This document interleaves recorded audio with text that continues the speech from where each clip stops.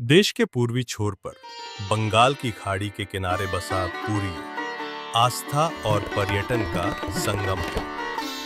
पुरी को देश के 4 धामों में से एक माना जाता है। स्थानीय मान्यता है कि कई वर्ष पूर्व नीलांचल पर्वत पर स्वयं भगवान नीलमाधव जगन्नाथ निवास करते थे। एक दिन राजा इंद्रद्युम्न को रात में भगवान विष्णु ने उनको सपने में दर्शन देकर कहा कि नीलांचल पर्वत की एक गुफा के अंदर मेरी एक प्रतिमा है जिसे नीलमाधव कहते हैं। प्रभु बोले, तुम एक मंदिर बनवाओ और उसमें मेरी ये मूर्ति स्थापित कर दो। नीलांचल पर्वत पर सबर कबीला था जिसका मुखिया विश्ववसु भगवान नीलमाधव का उपासक था और उसने मूर्ति को गुफा में छुपाकर रखा था। वो गुफा में उसकी पूजा करता था। राजा इंद्रद्युम्न ने अपने सेवक ब्राह्मण विद्यापति को मूर्ति लाने का कार्य सौंपा। विद्यापति ने मुखिया विश्ववसु की पुत्री से विवाह कर लिया। कुछ दिनों के बाद विद्यापति ने अपने ससुर विश्ववसु से भगवान नीलमाधव के दर्शन करने की इच्छा व्यक्त की। पहले तो विश्ववसु ने मना कर दिया, परंतु बाद में बेटी की जिद के कारण हाँ कर दी।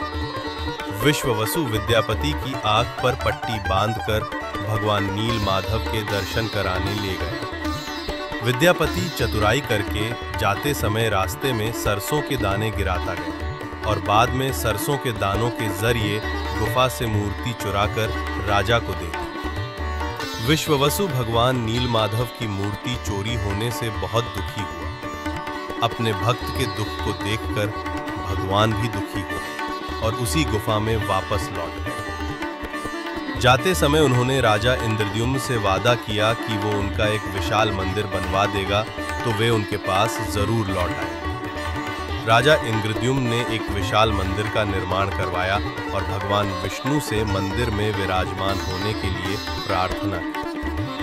भगवान ने कहा कि द्वारका से बड़ा लकड़ी का टुकड़ा समुद्र में तैरकर पुरी तक आ गया है, उससे तुम मेरी मूर्ति बनवाओ। राजा के सेवकों ने टुकड़े को तो ढूंढ लिया पर वे सब मिलकर उसे उठा नहीं पाए। तब राजा ने सबर कबीले के मुखिया नीलमाधव के अनन्य भक्त विश्ववसु को उस भारी टुकड़े को लाने के लिए प्रार्थना की।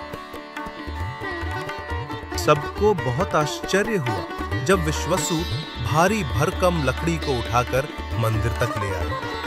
राजा इंद्रद्युम्न में उस लकड़ी के टुकड़े की प्रतिमा बनाने के लिए कई कुशल कारीगर लगाए, पर उन कारीगरों में से कोई भी लकड़ी में एक छेनी तक भी नहीं लगा सका।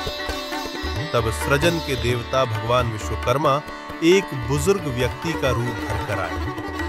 उन्होंने राजा से भगवान नीलमाधव की मूर्ति बनाने की इच्छा व्यक्त की और अपनी शर्त भी रखी कि वे 21 दिन में मूर्ति को एकांत में बनाएंगे।